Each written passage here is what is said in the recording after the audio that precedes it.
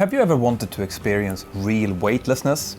That's a dream for many, but for the passengers and crew of this aircraft it turned into a nightmare as they suddenly, from out of nowhere, found themselves floating up and hitting the ceiling above them. The first officer, who was out for a break, had to crawl upside down back into the cockpit to try to find out what was going on. And what was going on is what I'm going to be explaining to you in this video, so stay tuned.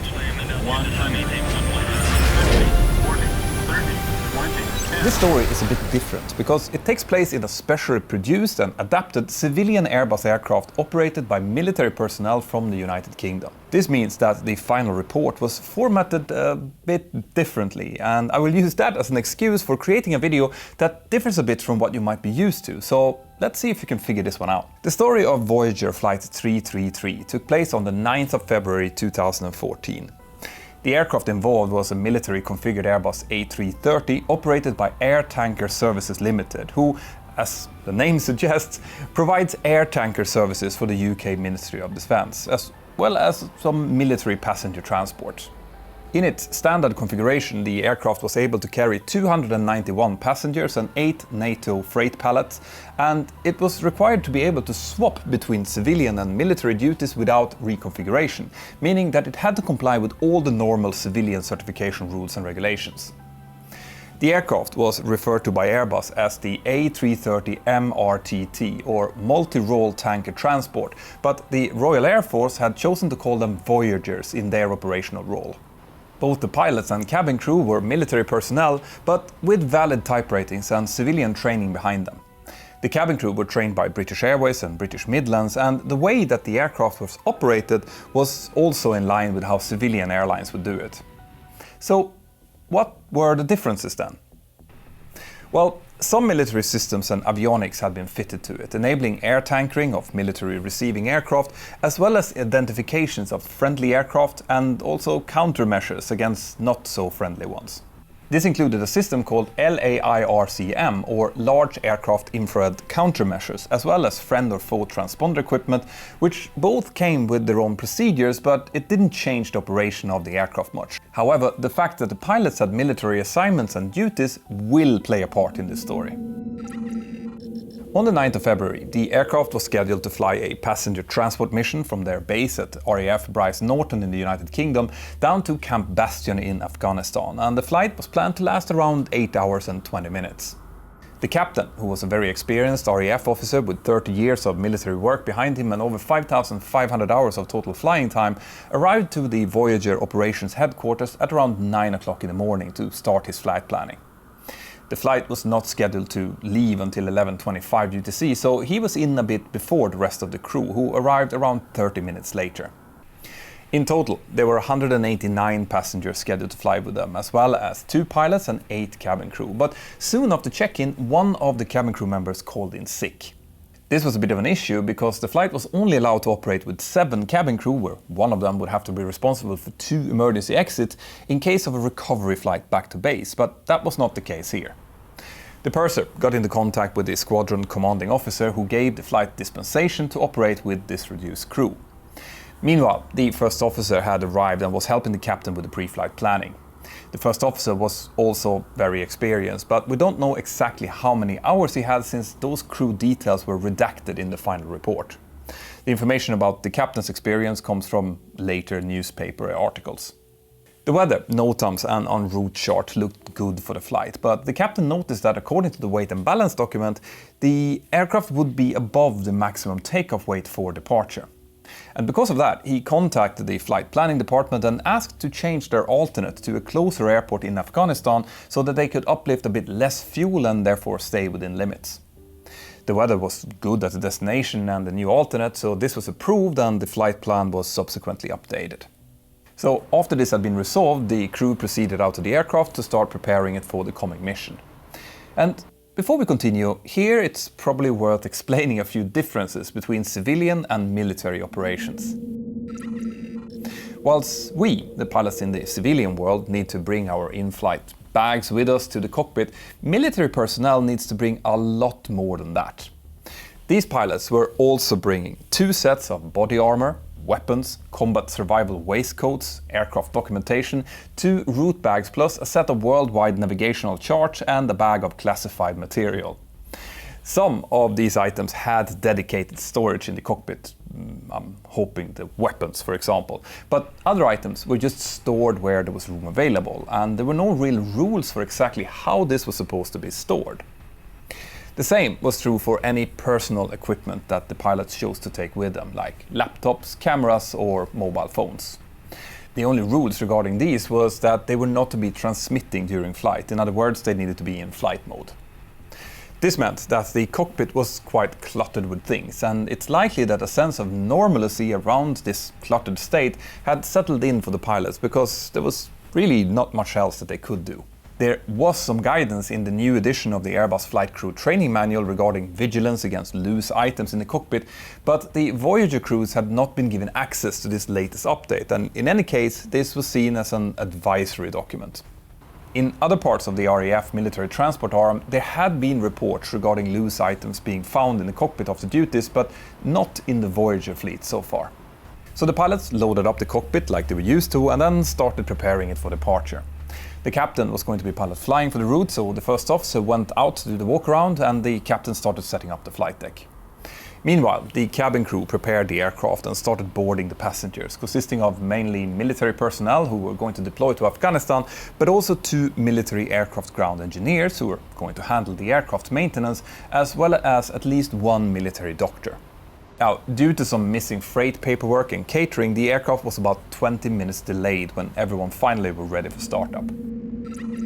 The startup sequence was completely normal, and when the after-start checklists were completed and the LAIRCM system had reached operational temperature, the aircraft started taxiing out for takeoff from runway 26. During the taxi out, the crew received an ECAM system message advising them that the identification friend or foe, or the IFF-1 transponder, wasn't working properly. The crew advised the ATC tower controller that they would need to hold short of the holding point in order to troubleshoot the issue, and they were immediately cleared to do so.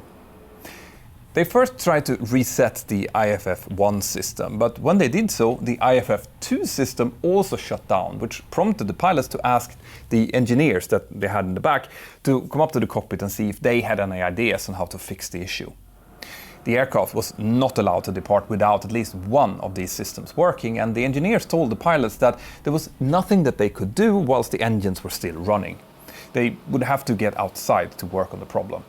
As the pilots started getting ready to return to stand, the IFF-1 fault suddenly cleared, and after having checked the remaining fuel, the captain decided that they would be okay to proceed with the flight. Since the aircraft was only 700 kilos below its maximum takeoff weight, the crew required full runway length, as well as a takeoff technique known as a bleeds-off takeoff. This means that the aircraft takes off without using bleed air from the engines to power the air conditioning and pressurization system, and therefore allowing the engines to produce maximum possible thrust.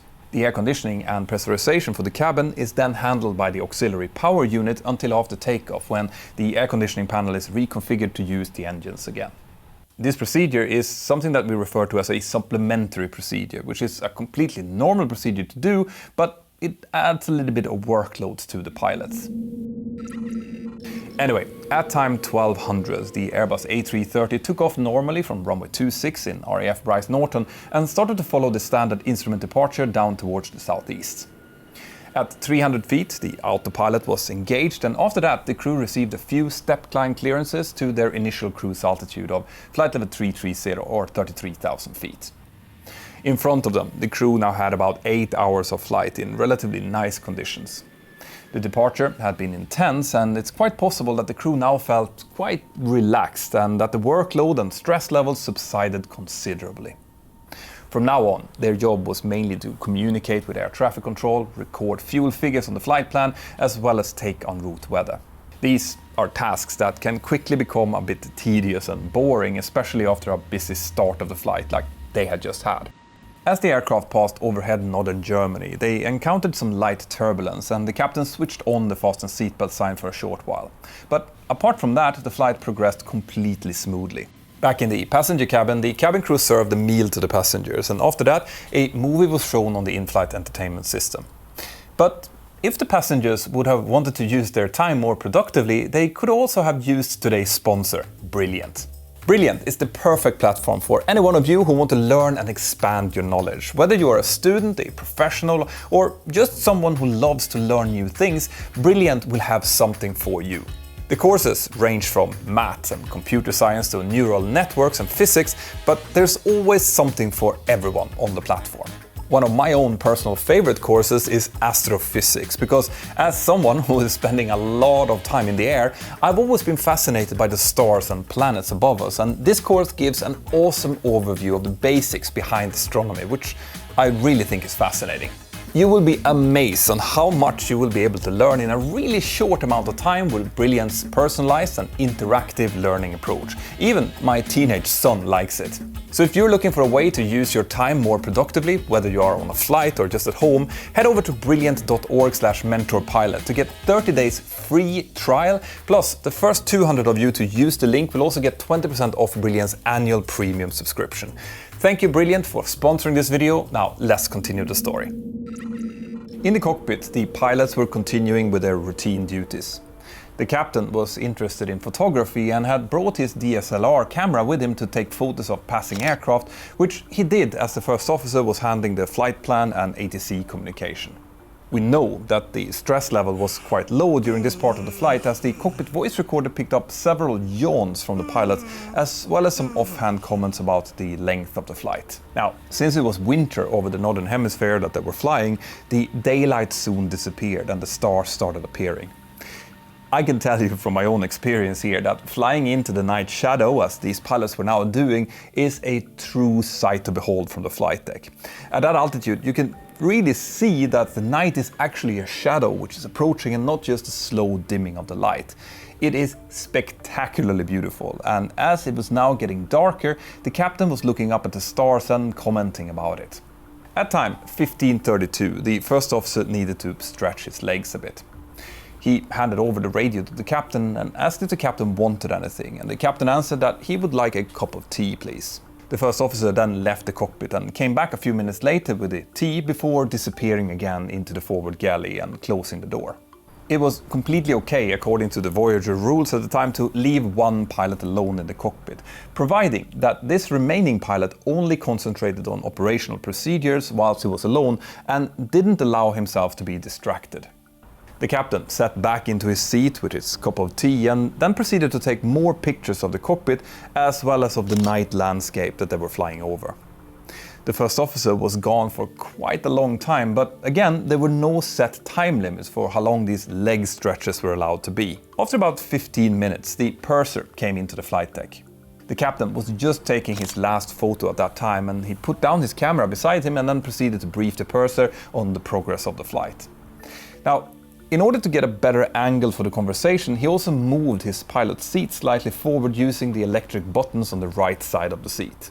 When the aircraft is being manually flown, the seat position is really important, and since the Airbus A330 is flown with a side stick, the armrests are set in a way that the pilot can easily use them when moving the side stick. Both the pilots of this flight were quite tall, so their seats were set slightly lower than what most pilots would normally need, but even at that setting, the armrest could never come closer to the side stick than 5 centimeters.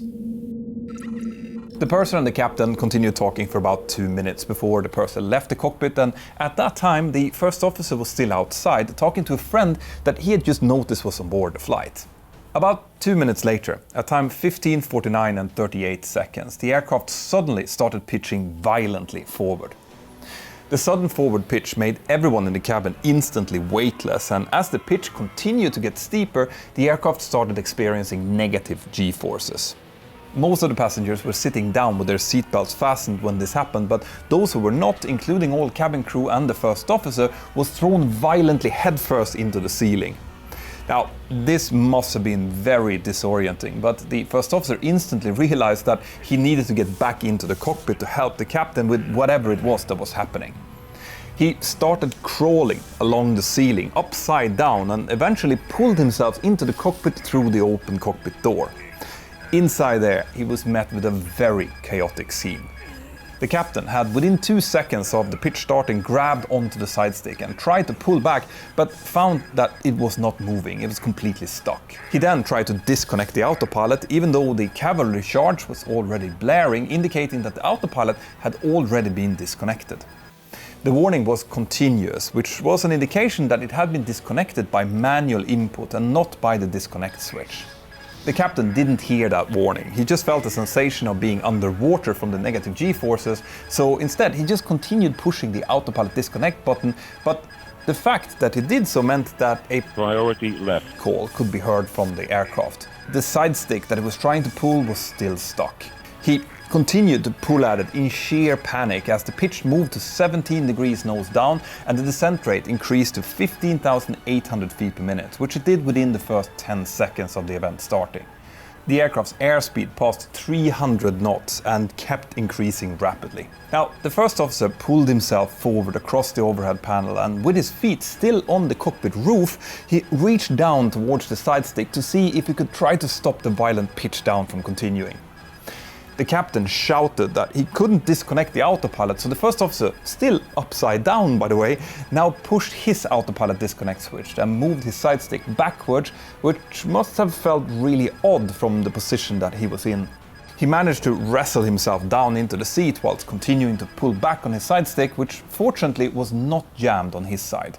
But since the captain was still pressing the autopilot disconnect switch on his side and no formal handover of controls was initiated, the first officer could not take full control. The only thing that happened was that the two inputs from the left and right side sticks now started averaging themselves out as per standard Airbus input logic. And when that happened, a dual input oral warning could also be heard.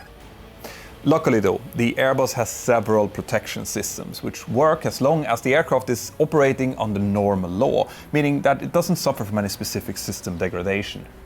In this case, when one of the pilot's side sticks tries to pitch the aircraft fully forward, the aircraft will only allow it to pitch down to 15 degrees nose down, plus a small margin on top of that, and that was the reason why it didn't pitch further down than 17 degrees.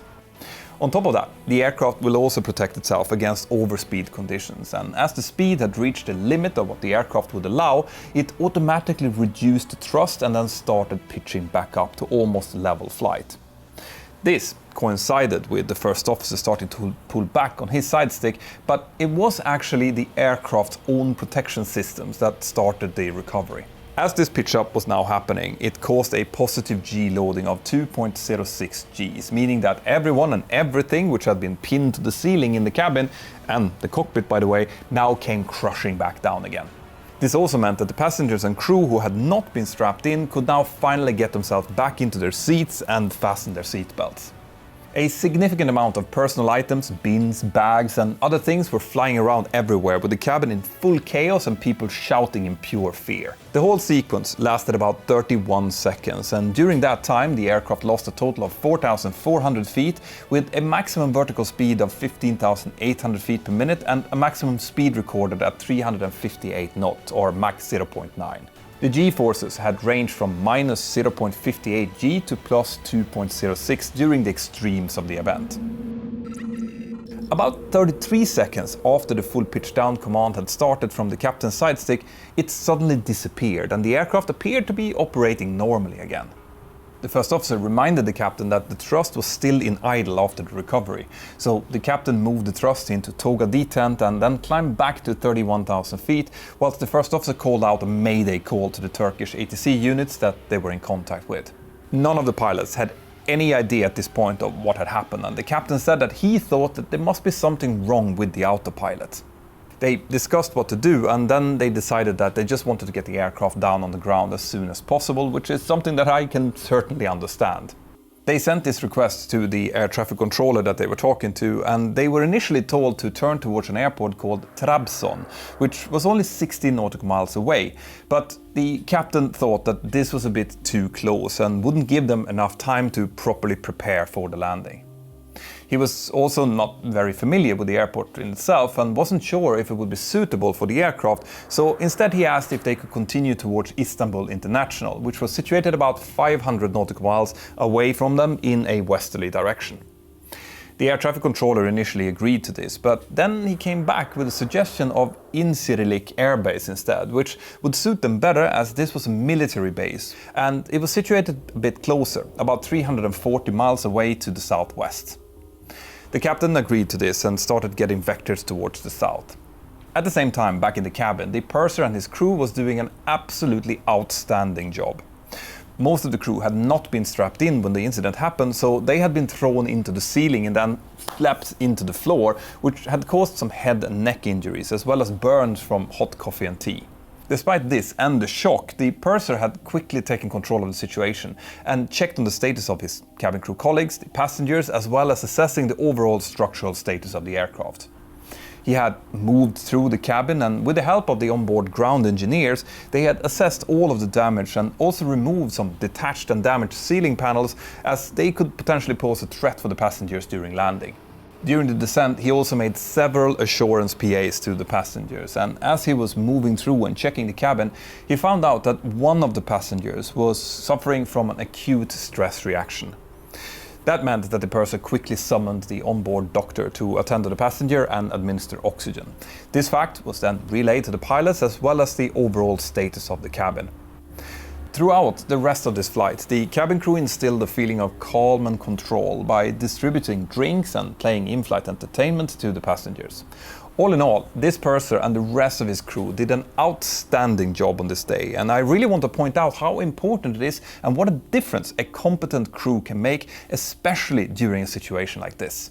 Now, the pilots also made several PAs during the descent, especially before configuration or pitch changes, in order to minimize the stress to the passengers, which I thought was a really good thing to do. They guarded the controls and verified the system responses carefully, and after a normal straight-in ILS approach, the aircraft landed safely and then taxied back into stand, where a normal disembarkation followed. Out of the 189 passengers and 9 crew, 32 reported minor injuries and several more reported suffering from psychological issues as a late result of this incident. But what had actually happened? This was the question that the accident investigators now had to try to figure out. Why had this Airbus A330 just suddenly started pitching down from out of nowhere? There were several possibilities here, and they all had to be investigated. Was it a deliberate or inadvertent act caused by human factors, or was it a side stick malfunction, and in that case, what type? It could also be an autopilot fault or some hardware or software bug, as well as a weight and balance issue or a control surface malfunction. But there was also a chance that it could have been caused by the environment in the form of sudden turbulence, or what's referred to as a single event effect, namely interference by charged atmospheric particles caused by a solar flare. At the start of the investigation, just as the case is in all investigations like this, everything was possible, and every possibility needed to be checked, verified, or discarded. The captain, who had been at the controls when the event happened, said that he was sure that it was caused by some kind of aircraft malfunction, and that's what he also wrote in his initial report. Fortunately, the investigators this time had access to the undamaged aircraft, and that also meant easy and quick access to the flight data recorder and the cockpit voice recorder. After doing some research, they found that there had been minimum solar flare activity and associated radiation around the time of the incident, so they could discard that as a reason for it happening. The side stick module went through a CT scan and was later taken apart, and no mechanical fault could be found. The weight and balance of the aircraft was all in order, and no load shift of the cargo had occurred, so that was ruled out, as well as the problems with the flight controls. They had all reacted exactly as they should to the inputs that they had received from the captain's side stick. Airbus was of course involved at the very beginning in the investigation, and out of an abundance of caution, the rest of the military A330 Voyager fleet was grounded until the cause could be completely established. Now, the investigators instead started looking closer onto the flight data recorder and the cockpit voice recorder to see what that could tell them. They quickly noticed that a small fluctuating pitch down input was detected on the captain's side stick about 1 minute and 44 seconds prior to the event. This input was smaller than the 5 decanewton force needed to disconnect the autopilot, but it was constant and continued until the full nose down input came, which then eventually caused the event. But what was so strange with this input was that it was completely pure, with no lateral input at all. A human, which is doing an input on the side stick, will always sway just a little bit and therefore cause a combination of lateral and medial inputs, but this input didn't show that. This was also true for the later, much larger input, which was at a constant rate and also completely pure. So what was going on? Now, there was nothing in the captain's training history, personal life, medical history, or anything else that pointed towards a deliberate act. And on top of that, the cockpit voice recorder showed genuine surprise when it happened. His actions, reaching for the side stick, pulling on it and disconnecting the autopilot, took 4 seconds to start, which is exactly within the 3 to 5 seconds that it would take for someone who is genuinely taken by surprise to react. Then wait a minute, the cockpit voice recorder, was there anything on there that could possibly help explain this? As the investigators started listening closely to the tape, they could hear a low-frequency, distinctive noise which started at 1 minute and 44 seconds prior to the event. And that coincided with the exact time as the first smaller pitch-down input was recorded on the flight data recorder. Spectral analysis identified the sound as the electrical motor driving the captain's seat. Now, because of the strong time correlation between the seat moving and the forward pitch, the investigators now started suspecting that whatever caused the event had something to do with the captain's seat moving. But how? The answer came when they continued to interview the crew about what they had been doing before the first officer left the cockpit. And the first officer mentioned that the captain had been taking photos with his camera. The camera was retrieved from the cockpit, where it was found in the very back, and when checked, the camera had pictures, 28 of which was timestamped between 5 and 3 minutes prior to the event starting. The side of the camera also had a distinct linear dent running across it, and when examined, the dent contained traces of the same material that the bottom of the hand grip flange on the side stick was made from. This meant that the incident had been caused by the captain using his camera to take photos while the first officer was outside, something that was against the rules, as he should only be focusing on the operational tasks when he was alone in the cockpit. He had probably been interrupted by the purser entering the cockpit, which caused him to put the camera down between the armrest and the side stick. When the purser left, the camera stayed there and the captain readjusted his seat slightly, which caused the armrest to move forward and wedged the camera between itself and the lower part of the side stick. This movement also pushed it forward slightly, which caused that initial pitch forward command, but it wasn't strong enough to disconnect the autopilot, and hence it didn't have an effect on the aircraft at that point. When the captain, 1 minute and 44 seconds later, moved his seat further forward to complete some other task, the camera forced the side stick into a full forward position, which then disconnected the autopilot and initiated the dive. Since the camera was blocking the bottom of the side stick, the captain was unable to pull the stick backwards, but his desperate attempt to do so was what caused that long dent on the side of the camera. The captain continued to try and disconnect the autopilot, even though the cavalry charge clearly indicated that it was already disconnected. But he claimed that he didn't hear these alarms, which is further proof for how the human brain disregards sounds when the stress level increases. The incident would have likely been far worse if it wasn't for the automatic pitch and speed protections of the Airbus, who stopped the nose from going even lower and the speed from reaching dangerous levels. But then, how was the camera eventually dislodged? We cannot know this for sure, but the flight data recorder showed a couple of quick sideways movements of the captain's side stick just prior to the forward pitch command disappearing, which would be the point where the camera obviously became dislodged. Experiments with a mock-up camera in the same lodged position in a flight simulator later showed that these movements were very similar to what happens when someone reaches for the camera, notices that it's there, and then pulls it out in order to dislodge it. The subsequent movements of the side stick were also very similar to it moving back to the neutral position, which it was spring-loaded to do, and then someone grabbing onto it to resume control. This theory was also corroborated by the captain being heard saying, okay, exactly as this was happening, and then half a second later a thud could be heard on the CVR, possibly resembling the noise of a camera being thrown backwards in the cockpit into the location that it was later found. Once the cause of the incident had been properly identified, the Voyager fleet was released to flight again, since there was obviously no technical reason to keep them grounded. And I think that this serves as an excellent example of how an incident or accident forensic investigation should be handled. Nothing is discarded and everything is possible until the evidence all point in one solid direction. The incident was ultimately found to have been caused by several organizational issues, like the normalization of loose objects being allowed in the cockpit by the Voyager crews, which had then led to the use and improper storage of the camera, who ultimately caused the incident. Non-adherence to rules regarding activities in the cockpit when left alone, as well as fuzzy rules regarding how long pilots should stay away from the cockpit, was also found to have aggravated the situation. On top of that, there were several other latent threats and circumstances that together led up to this happening, not just one single unsafe act, and that's something that I always try to highlight. Several recommendations were made to counteract these threats, including regulations in the use of personal electronic equipment in the cockpit, the possibility of installing cameras in the cockpit to help the investigations, and some more specific military recommendations.